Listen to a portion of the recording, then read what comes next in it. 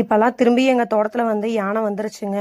எங்கள் ஊரில் இப்போ கொஞ்ச நாளாக வந்து யானை தொந்தரவு இல்லாமல் இருந்துச்சு. இப்போ திரும்பியுமே யானை வந்து வர ஆரம்பிச்சிருச்சுங்க.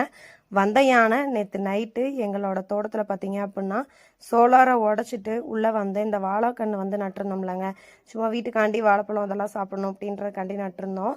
அந்த வாழை மரத்தை வந்து சாய்ச்சி விட்டு சாப்பிட்றதுக்காக உள்ளே வந்த யானை நிறைய சோலாரை வந்து டேமேஜ் பண்ணி விட்டுருச்சுங்க.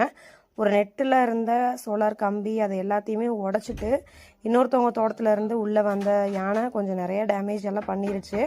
ஸ்பாட்டில் அப்போவே வந்து நாங்களும் வந்து ஃபாரஸ்ட் ஆஃபீஸ்க்கு எல்லாமே இன்ஃபார்ம் பண்ணிட்டோம். அவங்களுமே வந்து பார்த்துட்டு ஃபோட்டோஸ்லாம் வந்து எடுத்துகிட்டு கவர்மெண்ட்டுக்கு சப்மிட் பண்ணுறதுக்காக எடுத்துகிட்டு போனாங்க.